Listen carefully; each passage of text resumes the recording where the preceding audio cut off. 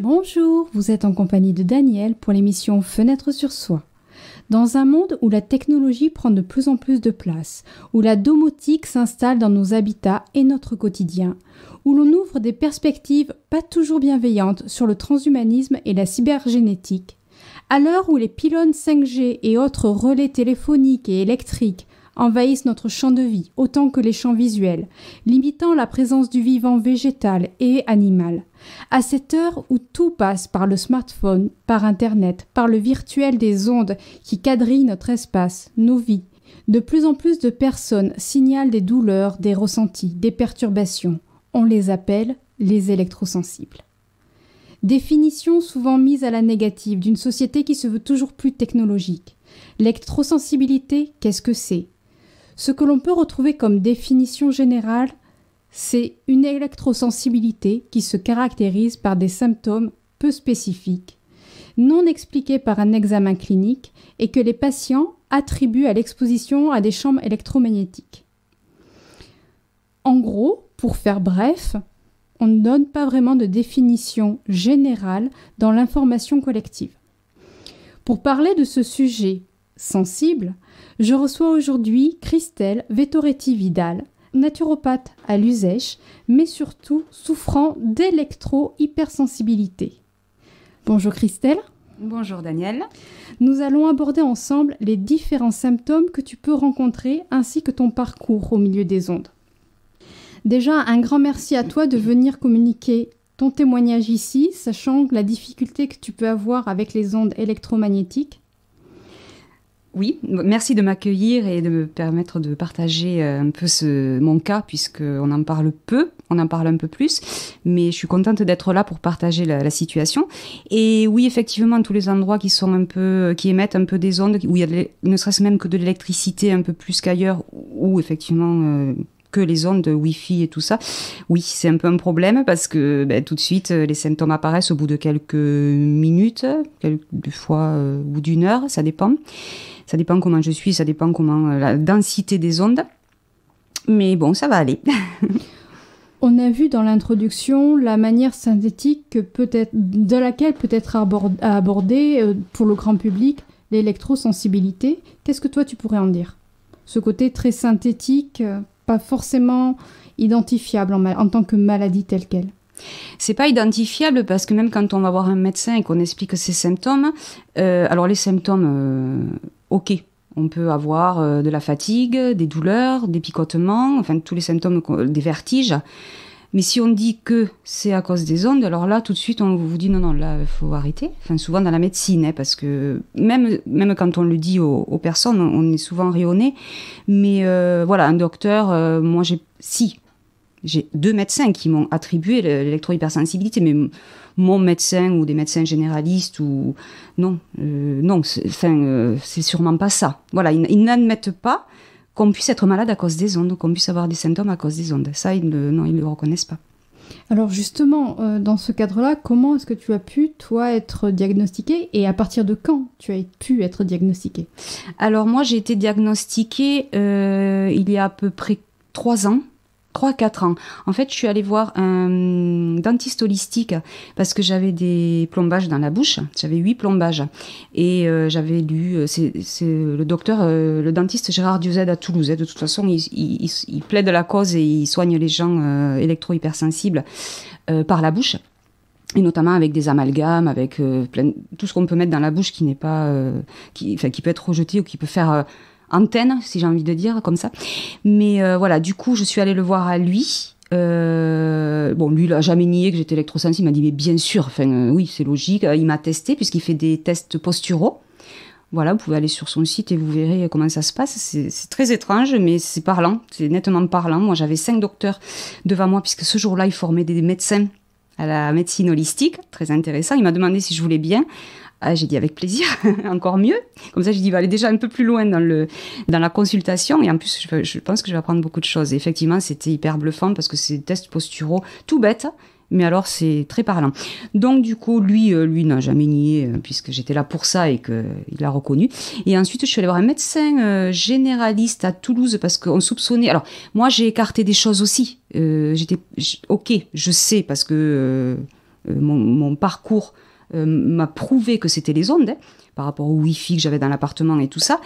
Mais je suis allée voir un médecin parce que j'avais peur d'avoir la maladie de Lyme. Parce que la maladie de Lyme aussi provoque des symptômes qui peuvent être similaires, en ayant parlé avec des gens qui l'ont.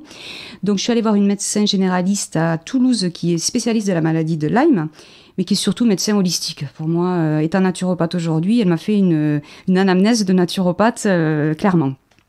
Voilà. Alors, je n'ai parlé de l'électro-hypersensibilité qu'à la fin de la consultation. Donc la consultation dure à peu près 1h30 ou 2 heures, avec des questions très diverses, mais... qui parle, et elle m'a dit oui, bien sûr que vous êtes électro-hypersensible, c'est logique. Voilà. Donc par rapport à toutes les questions qu'elle m'a posées, par rapport à mon parcours, par rapport aujourd'hui, je n'ai aucun doute sur l'électro-hypersensibilité, puisque évidemment quand je suis exposée, j'ai les symptômes. Enfin voilà, je suis pas. Mais oui, par rapport à ces 2 médecins qui m'ont clairement diagnostiqué, aujourd'hui, je peux dire que je suis électro-hypersensible. Concrètement, quand tu parles de médecine ou de dentiste holistique, qu'est-ce que ça veut dire pour toi? C'est quoi exactement l'approche? Alors, la médecine holistique, c'est vraiment la médecine où on va prendre la personne dans sa globalité. C'est-à-dire qu'on ne va pas soigner un symptôme, on va aller chercher déjà l'origine du symptôme et analyser la personne donc avec des questions, ça peut être avec des analyses sérologiques, ça peut être avec plein de choses, mais on va prendre la personne dans sa globalité, savoir pourquoi elle est comme ça, pourquoi elle a ces symptômes, aller chercher au plus profond les causes des symptômes. Et ça peut être environnemental, ça peut être psycho-émotionnel, ça peut être alimentaire, ça peut être... Voilà, on va aller chercher... Ce qui permet justement, ces médecines, ces approches holistiques, ça va permettre une prise globale de la personne en tant qu'être et non plus en tant que numéro ou en tant que symptôme en particulier. C'est ça, puisque la médecine allopathique, très bien, j'ai rien contre surtout, mais on va soigner généralement un symptôme. On va mettre un traitement sur un symptôme et c'est assez rare qu'on en cherche vraiment l'origine, comme dans la médecine holistique. Donc là, on a un petit peu la genèse de la démarche médicale qui a précédé un petit peu l'identification de l'électrosensibilité que tu traverses, que tu subis finalement. Quand je dis subis, est-ce que ça te correspond comme terme ou est-ce que tu verrais autre chose? Oui, non, je subis parce que j'avais pu choisir, je n'aurais pas été électro-hypersensible. Et puis aujourd'hui, il y a des ondes de partout. Donc effectivement, on est obligé de le subir. Nous, électro-hypersensibles, moi j'ai la chance d'habiter à la campagne. J'habite dans un hameau où il y a 5 maisons, dont 2 secondaires. Il en reste 3 habitées. Malgré tout, les portables de mes voisins, le Wi-Fi, jusqu'à l'imprimante, me pose un petit peu problème. Chez moi, j'ai réussi à me protéger. J'ai une antenne relais sur la colline d'en face, elle est à 1800 mètres à vol d'oiseau. Mais je sais que, voilà, moi je me réveille tous les matins avec un mal de tête, j'ai des pertes d'équilibre. Mais j'ai quand même trouvé des solutions pour atténuer quand même ces effets. À condition de ne pas m'y exposer, évidemment. Quand j'y suis exposée, là, tout de suite, les effets reviennent. Mais chez moi, j'ai fait des démarches et j'ai fait des soins qui me permettent de résister un peu plus, peut-être. Donc, on va y revenir ultérieurement.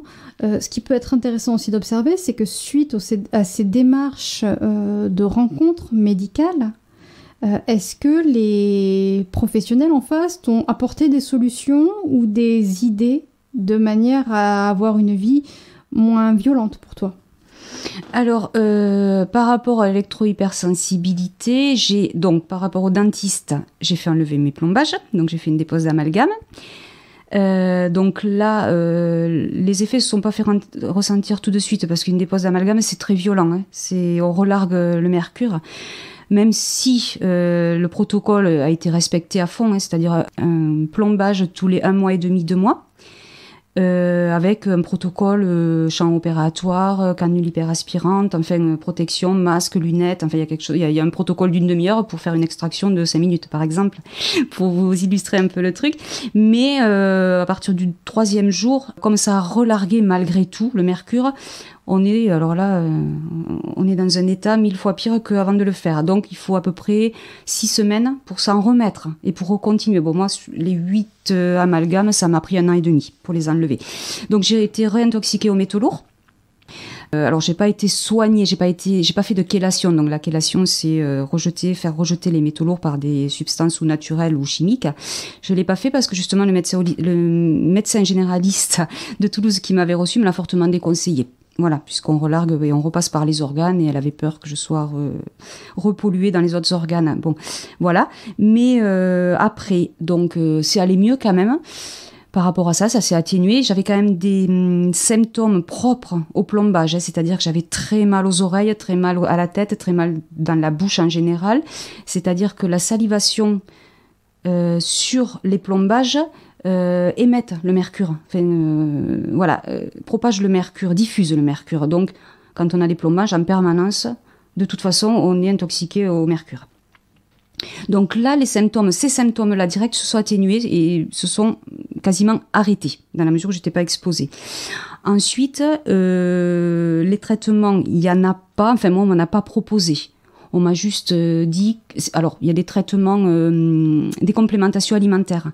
C'est-à-dire que souvent on est carencé en vitamines, en minéraux, donc on doit recomplémenter un peu plus que la normale pour retrouver un peu d'énergie, pour se protéger un peu.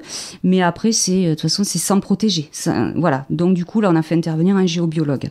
Voilà, et justement, ça permet, cette démarche-là au niveau du géobiologue, ça permet d'observer à quel point l'impact de l'environnement immédiat peut être faillible pour l'organisme, pour soi, pour les autres.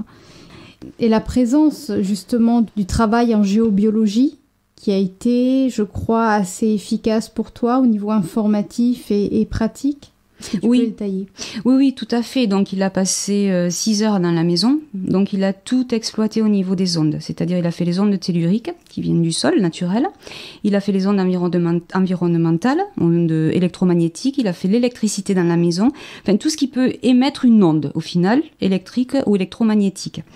Donc, il nous a fait un diagnostic, il a fait un bilan. Et là, il y a eu des modifications à faire, des modifications quand même assez importantes.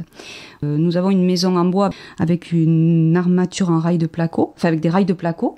Donc il a fallu ramener tous ces rails à la terre puisque ça formait une cage de Faraday.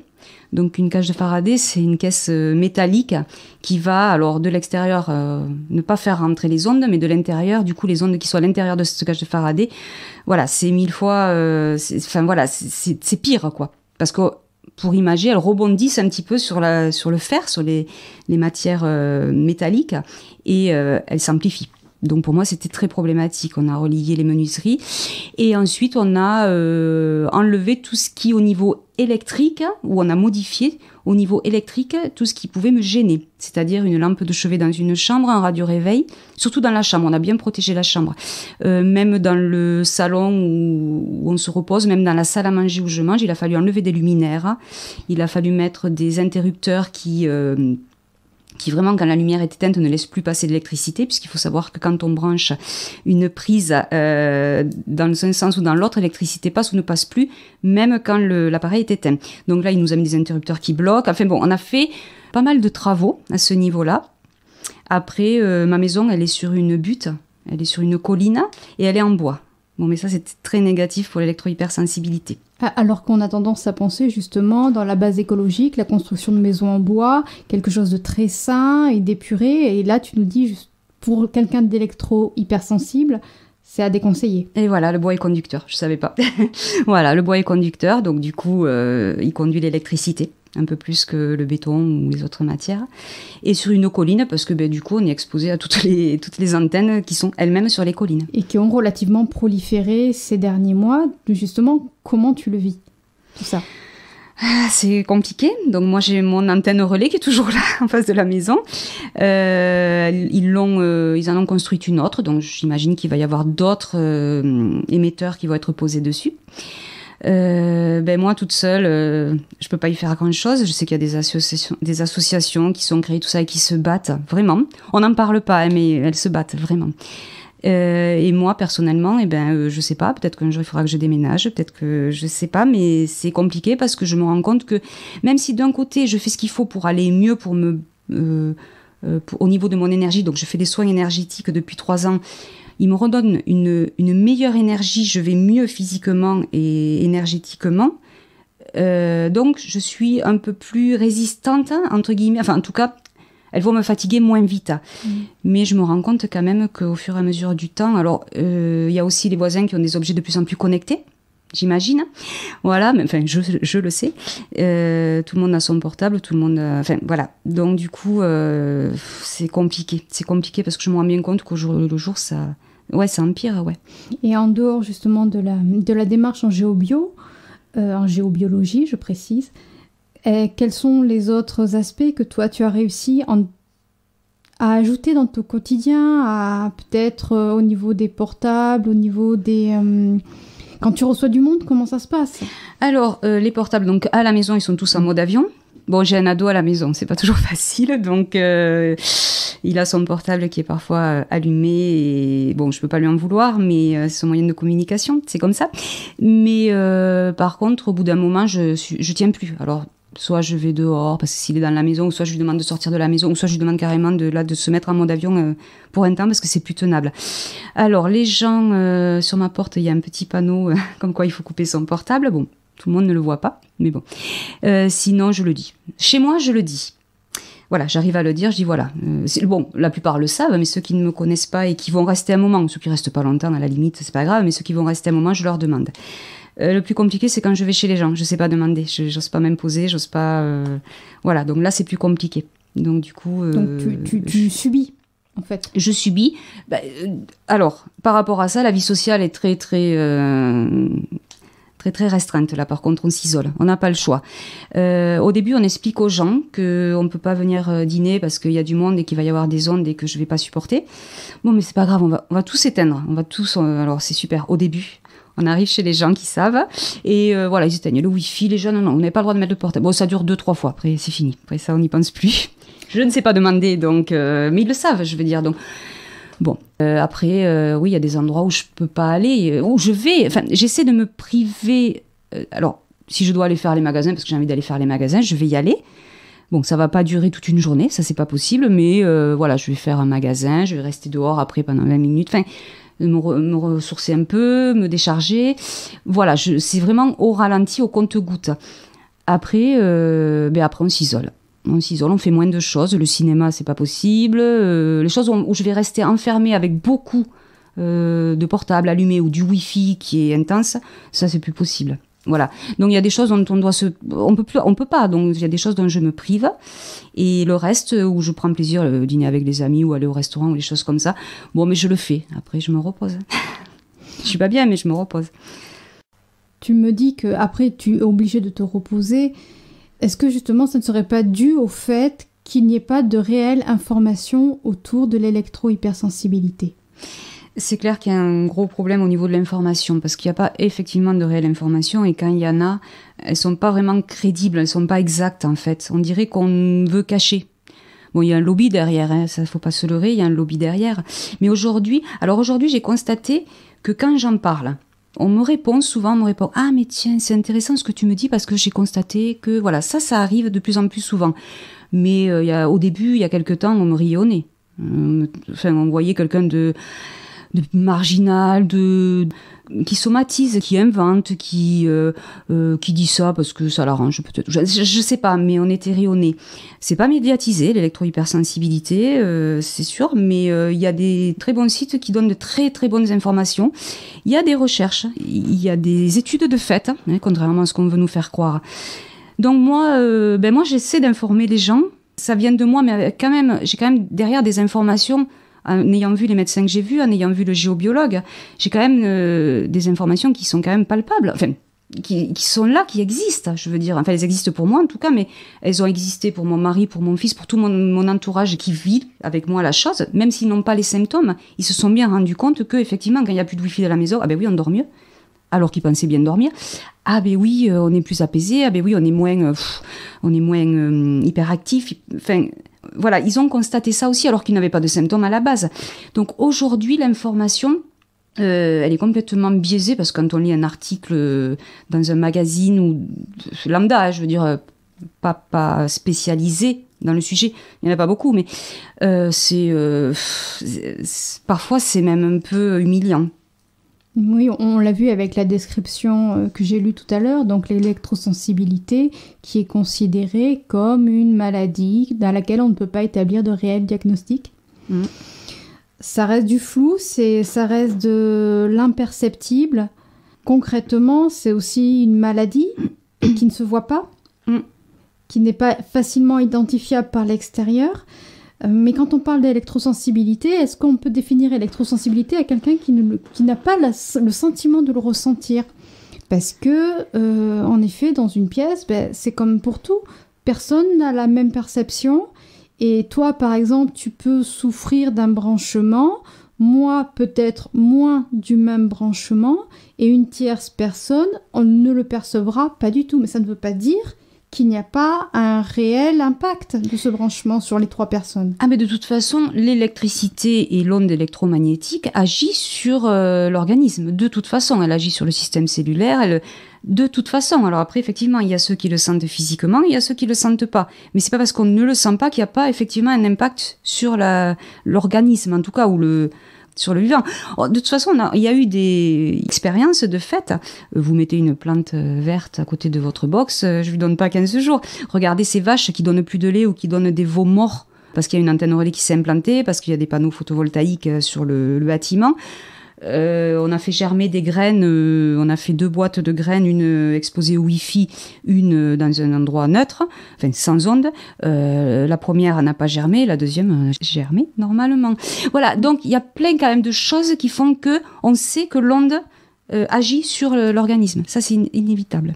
Alors concrètement, avec tous ces constats qui paraissent une évidence, comment expliquer aujourd'hui la prolifération d'antennes sur les toits, d'antennes sur les collines, d'antennes sur les écoles, d'antennes à proximité des médiathèques, des mairies, des pompiers, partout.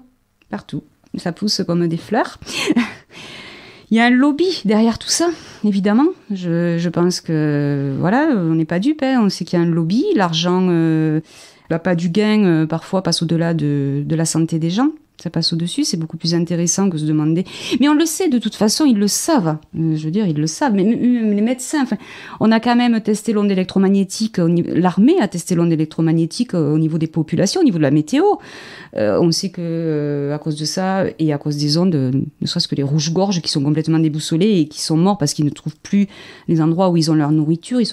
Je parle du rouge-gorge parce que j'ai vu un article dessus et que c'est vrai. Mais c'est valable pour plein d'oiseaux migrateurs. Mais aujourd'hui, comment je l'explique ? Alors, il y a le cercle vertueux ou vicieux, j'en sais rien, mais qui fait que on en offre et on en demande de plus en plus. C'est-à-dire que les personnes, on leur a dit, là, bientôt avec la 5G, vous allez avoir votre téléchargement en un clin d'œil. Mais c'est super. Enfin, je veux dire, perso, je vois pas l'intérêt. Mais il y a plein de monde pour qui c'est génial. Enfin, aujourd'hui, on enlève, par exemple, ne serait-ce que pour le téléphone, on enlève les lignes fixes. Donc aujourd'hui, c'est le portable. Et là où il passe pas, c'est dramatique. Les gens, ils veulent plus qu'il y ait des zones blanches parce que on peut plus communiquer, parce que s'il nous arrive quelque chose, donc du coup, il y a une offre et il y a une demande qui est, j'ai l'impression, encore plus importante. Donc il y a toujours une offre derrière qui va arriver et qui va être de pire en pire. Mais là, on passe complètement hors de la notion bénéfice-risque, puisqu'on peut quand même observer que l'électrosensibilité est de plus en plus présente au niveau des individus. Tu es là essentiellement pour en témoigner. Et cette électrosensibilité, elle crée des désagréments, mais aussi elle crée des symptômes, elle crée des syndromes sur la durée. Bien sûr, oui, et de plus en plus, comme tu dis. Donc, je sais pas, ils ferment les yeux. Moi, je pense qu'ils ferment les yeux parce que ça existe et ils le savent. J'ai pas la réponse là, mais c'est grave. Pour moi, c'est très grave ce qui se passe. Et on parlait justement d'antennes un petit peu positionnées n'importe où. Que penser des antennes posées sur les écoles ou à proximité ou sur les lieux communs, sur les lieux collectifs ? Déjà, on oublie qu'il y a des personnes électro-hypersensibles qui vivent partout, donc déjà c'est problématique pour celles-là, mais c'est problématique pour tout le monde et notamment pour les enfants. Les enfants, on a constaté, il y a eu c'est pareil, c'est pas dit, mais il y a eu des constatations des enfants qui ont déclaré des leucémies ou des lymphomes dans des écoles à des nombres anormalement élevés. Donc là, il y a eu suppression des antennes relais à proximité de ces écoles. Mais pas partout, hein, juste là où les enfants étaient malades. Après, c'est problématique, oui, partout, enfin là où il y a du public. Alors voilà, toujours pareil, il y a du public, donc il faut qu'il y ait des ondes, donc il faut qu'il y ait le réseau. Donc, enfin, moi, encore une fois, je dis que c'est grave. Pour moi, c'est très grave ce qu'on fait. Surtout au niveau des enfants, parce qu'il faut savoir que quand même la maturité cellulaire, hein, immunitaire chez un enfant, elle finit... je sais plus, je crois que c'est 7, 11 ans, quelque chose comme ça. À l'adolescence. Voilà. Donc les enfants de moins de 7 ans, on va dire, déjà, ne devraient pas être exposés. Il y a un liquide céphalorachidien qui est très perméable. Alors encore moins dans le ventre de la maman, avec le liquide amniotique. Hein, donc par rapport à ces enfants, déjà, moi je dis pas d'onde. Alors j'allais dire pas d'écran. À la limite, si le téléphone est en mode avion, à la limite, je vais me dire pas pourquoi pas. Mais allez dans un magasin de jouets, vous verrez que de 0 à 7 ans, il n'y a pas de portable à vendre. Il y a plein d'autres choses. Donc l'enfant, vous pouvez l'occuper vraiment autrement, il n'y a pas de souci. Voilà, mais c'est pas dire de ne pas les mettre devant les écrans, c'est de dire ne pas les exposer aux ondes. C'est-à-dire éteignez votre Wi-Fi aussi à la maison. Le Wi-Fi, je dis souvent, je le compare à la douche. Je dis la douche, vous la laissez pas allumer toute la journée, vous y passez 5 minutes. Le Wi-Fi, c'est pareil, vous l'allumez quand vous en avez besoin. Voilà. Et surtout, vous l'éteignez la nuit. C'est essentiel. Surtout s'il y a des enfants, mais même pour tout le monde. Imaginez que vous avez un voisin électro-hypersensible. Enfin, je sais pas. Mais c'est bon pour tout le monde de couper ces ondes parce que, comme je disais tout à l'heure, elles créent une hyperactivité. Elles empêchent le repos de l'organisme. Elles empêchent la régénération des cellules. Elles empêchent le bon fonctionnement de l'organisme tout simplement. Donc, si on y est 24 heures sur 24, mais imaginez, au mieux, on peut être très fatigué. Au pire, on tombe malade. Donc, ça reste quand même assez grave. Sur le plan physiologique. Bien sûr. Mais bien sûr. Et toi, aujourd'hui, tu te situes où par rapport à tous ces symptômes ?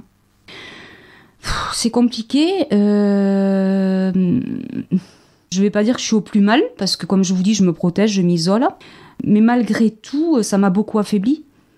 Et plus on prend de l'âge, et plus le symptôme, quand on va être exposé, va être aigu, et plus il va laisser des séquelles. La fatigue, les douleurs, oui, le brouillard cognitif notamment, ça c'est compliqué, c'est-à-dire que quand on est exposé depuis un moment, on finit par chercher ses mots, on finit par plus suivre une conversation, enfin ça devient extrêmement compliqué, et tout ça avec l'âge, je suis pas hyper vieille, mais avec l'âge, ça s'amplifie, donc ce phénomène ne va pas s'améliorer, et mon cas ne va pas s'améliorer non plus. Donc on va aborder peut-être le côté un peu plus pratique. Est-ce que, selon toi, est-ce qu'il y a des possibilités de s'en protéger et si oui, lesquelles ? Alors, s'en protéger, c'est s'en éloigner. Donc ça, c'est pas possible pour tout le monde. Moi, je pense souvent aux gens qui habitent en ville ou qui travaillent. Bon, aujourd'hui, l'électro-hypersensible peut plus travailler là où il y a des ondes. Ça c'est extrêmement difficile. C'est même plus possible. Donc c'est des gens qui sont en arrêt maladie. C'est des gens qui ont perdu leur travail et qui ont rejoint la campagne et qui sont isolés avec un RSA ou je sais pas, mais qui ont vraiment perdu beaucoup de leur vie sociale, de leur vie financière et qui se retrouvent des fois dans des situations très très compliquées. Après, moi je fais du soin énergétique, ce qui m'aide à résister aussi un petit peu plus. Voilà, donc je fais de la biokinergie, ça fait 3 ans que je suis suivie en biokinergie, je fais des séances tous les 1 mois et demi à peu près, et franchement j'ai vu la différence à ce niveau-là aussi. C'est-à-dire que même en ayant fait tous les travaux que j'avais fait chez moi, aujourd'hui je vais mieux. J'ai l'impression d'être quand même... Alors, vous allez me dire, c'est paradoxal parce que vous me dites que ça va... Mais c'est-à-dire que, je vous prends un exemple, je suis invitée chez des amis. Avant, il aurait fallu que je me repose pendant une journée et vraiment que je ne prévoie de rien faire pendant 3-4 jours qui suivent. Aujourd'hui, c'est plus le cas. Aujourd'hui, je peux aller chez des amis. Je dis pas que je vais rien avoir. Je vais avoir mal à la tête, je vais être fatiguée. Mais bon, le lendemain, ça va être très, très, très au ralenti, mais je vais repartir. Voilà. Donc, voilà, dans le soin énergétique, il y a quand même une vitalité, une énergie vitale qui est quand même reboostée. Mais après, vraiment, quand je suis exposée, ben ça revient très vite, les symptômes reviennent très vite, malgré tout. Tu nous parlais précédemment des difficultés professionnelles que pouvaient rencontrer les hypersensibles. ce qui peut générer également des frais. Toutes ces démarches, que ce soit la géobiologie, que ce soit les démarches énergétiques ou autres, c'est un peu le serpent qui se mord la queue. C'est-à-dire que les personnes sont confrontées à une problématique qui n'est pas visible, pas visuelle, pas forcément reconnue par l'OMS et qui se retrouvent en difficulté, qui ne peut pratiquement pas prendre soin de soi. En l'occurrence, dans mon cas, c'est le soin énergétique, donc c'est pas remboursé, comme tous les soins holistiques, voilà.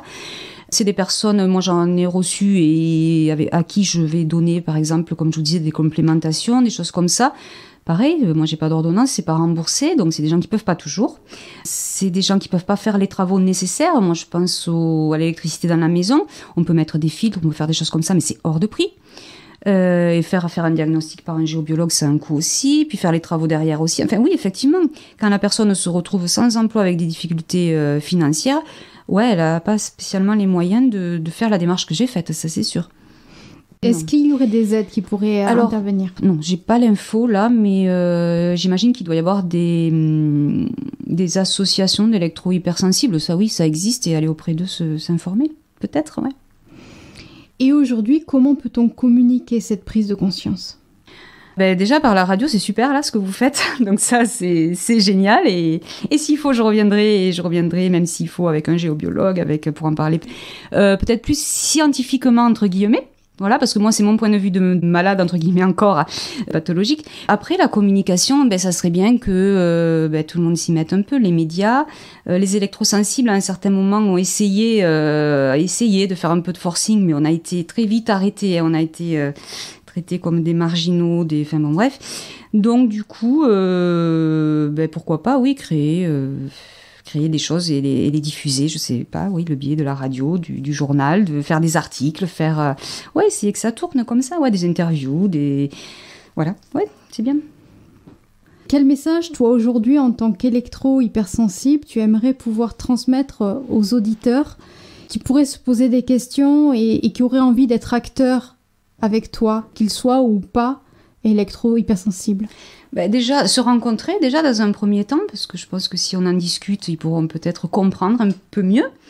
Aller vers les bonnes sources d'informations. Il y en a, comme je disais tout à l'heure, il y a des sites, il y a... notamment il y a le site des Robins des Toits, qui est vraiment très indicatif, qui renseigne vraiment bien, ils font des démarches, il y a les dernières nouvelles, voilà. Bon, il faut aller sur le site, parce qu'encore une fois, c'est pas médiatisé. Ils l'ont été, il y a une dizaine d'années, quand moi j'ai découvert mon électro-hypersensibilité, grâce d'ailleurs à ce site-là et à Étienne Sandrier, qui était le porte-parole à l'époque. On le voyait à la télé, on le voyait dans les médias. Bon, aujourd'hui, il a disparu. On le voit plus, le site est pas du tout médiatisé, voilà. Mais aller déjà vers les sources fiables, les sources vraiment sérieuses, pas les articles qu'on peut lire dans des presses tout à fait banales. Donc que ces gens, s'ils ont envie vraiment de recevoir une vraie information, rencontrer les gens qui ont de la vraie information. Voilà, déjà. Toi, dans ton ressenti, qu'est-ce que tu aimerais là dire pour que les personnes entendent vraiment ta démarche ? Alors moi, j'aimerais leur dire déjà, écoutez vos symptômes, parce que je suis sûre aujourd'hui qu'il y a des gens qui ont des symptômes. Alors aujourd'hui, on est fatigué. Voilà, tout est fatigant au final. Aujourd'hui, on est fatigué, on a mal à la tête, écoutez vos symptômes, regardez votre environnement, regardez comment vous vivez, votre rythme de vie, ce qu'il y a autour de vous, au travail, à la maison, et essayez d'analyser ce qui ferait que peut-être... sans ces ondes, peut-être ça irait mieux. Et de faire le test. À la maison, on enlève tout. On voit si on va mieux. Voilà. Et d'essayer de le propager. C'est-à-dire que, tiens, on va éteindre par exemple le Wi-Fi la nuit. On va le dire aux voisins, on va le dire à la famille. Moi, je sais que j'ai entendu quelqu'un qui disait, effectivement, ça s'est avéré que même en n'ayant pas réellement de symptômes, ils se sont rendus compte en enlevant le Wi-Fi la nuit que si, finalement, ils dormaient mieux, que le matin, ils se réveillaient mieux, ils avaient moins mal à la tête, tout ça. Voilà, essayez de propager un petit peu cette information, de faire l'expérience, de se relier à la nature aussi, sortir dans la forêt, voilà. Et si on profitait de ce que tu es en train de nous communiquer dans l'importance de débrancher au minima la nuit toutes les box, tous les Wi-Fi, de lancer une proposition, un petit jeu à nos auditeurs. Et si chacun de nous, peut-être le soir de la diffusion de cette émission, vous prenez la décision de tout débrancher, au moins pendant la nuit. Téléphone, télé, Wi-Fi, Internet, tout. au moins pendant une nuit. Peut-être, c'est également une contribution à la planète, c'est pas mal non plus. Très bonne Et idée. quel que soit le nombre de personnes qui vont être dans ce petit jeu, dans cette petite tentative de je débranche, pour vous, pour votre environnement, mais également pour la planète, pour tous les électro-hypersensibles, connus ou inconnus qui sont autour de vous. Ça peut être un petit jeu, qu'est-ce que tu en penses ? Ah mais c'est super, moi je suis d'accord et je leur dis merci à ceux qui veulent bien le faire. Donc je lance le défi. Bon, je sais pas si ça va être un défi, mais peut-être pour Petit certains. jeu. Le Un petit jeu. Ce soir, ben ouais, vous débranchez tout, vous mettez vos portables en mode avion, et puis à la limite on éteint la télé et on fait autre chose, on bouquine, on fait un jeu avec les enfants, ou on va dehors se promener. Alors peut-être qu'il va faire nuit un peu tôt, mais c'est pas grave, on se met dans le jardin ou quoi. Et puis on déconnecte, ouais, au moins cette nuit, et puis peut-être la nuit suivante, et puis peut-être que ça sera un réflexe, et puis peut-être que ce sera une habitude, et puis vous direz, oh, c'est tellement bien, allez, on continue. Voilà, c'est un beau message. On va terminer cette émission et je tiens à effectuer un grand merci à Christelle de ta présence et de ton témoignage ici. Tu as effectué le déplacement alors que tu es hyper électrosensible, c'est même pas électrosensible, c'est hyper électrosensible. Et encore et toujours, merci. Merci infiniment Christelle. Merci à toi, Daniel. Je suis contente d'avoir partagé cette émission parce que des fois je l'écoute et je me dis quand même que c'est percutant. Merci à toi et effectivement, c'est une démarche qui me demande un effort et une énergie, mais ça vaut le coup parce que je veux vraiment partager ce qui est quand même un problème pour certaines personnes, véritablement. Si comme Christelle, vous souhaitez témoigner d'une maladie, de symptômes, ou si vous vous sentez acteur du vivant et que vous désirez partager votre expérience, n'hésitez surtout pas à me contacter en message personnel sur la page Facebook Fenêtre sur Soi. Parce que le partage d'idées est créateur, qu'il apporte réflexion et contribue au mieux-être. C'était Daniel pour l'émission de Fenêtre sur Soi en compagnie de Christelle que vous pourrez retrouver pour des accompagnements en naturopathie au cabinet Claude Duras à Luzèche. Quant à moi, vous pouvez me retrouver sur les pages Facebook de Fenêtre sur Soi et du cabinet Claude Duras. Je vous souhaite, en compagnie de Christelle, du soleil dans votre tête et des sourires dans votre cœur. À très vite. À très vite. Beaucoup de bonheur à tout le monde.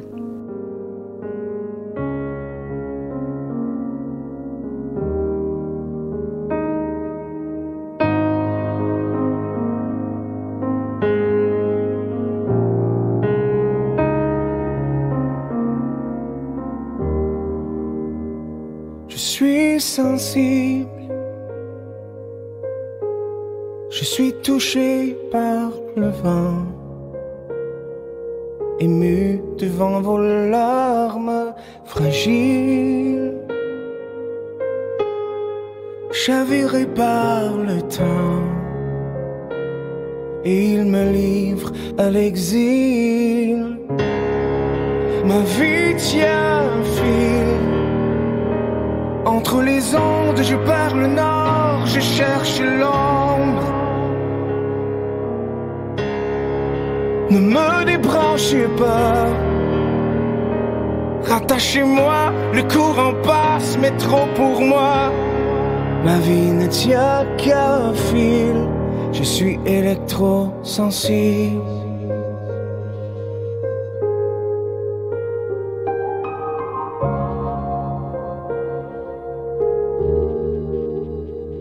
Je suis risible. Certains se plaisent à le dire. On dit que j'imagine, je ne suis pas fou. Ma tête brûle sous le toit des villes. Un mal invisible. Ma vie tient un fil. Entre les ondes, je pars le nord, je cherche l'ombre. Ne me débranchez pas, rattachez-moi, le courant passe, mais trop pour moi. Ma vie ne tient qu'à fil, je suis électrosensible, et toi tu restes là. Et on se tient sur la corde raide ensemble. funambule. Et toi, mon impédance, ma survie, ma toile, mon ange. Ma vie tient un fil. Entre les ondes, je pars le nord, je cherche l'ombre. Ne me débranchez pas. Rattachez-moi, le courant passe, mais trop pour moi. Ma vie ne tient qu'à un fil. Je suis électro.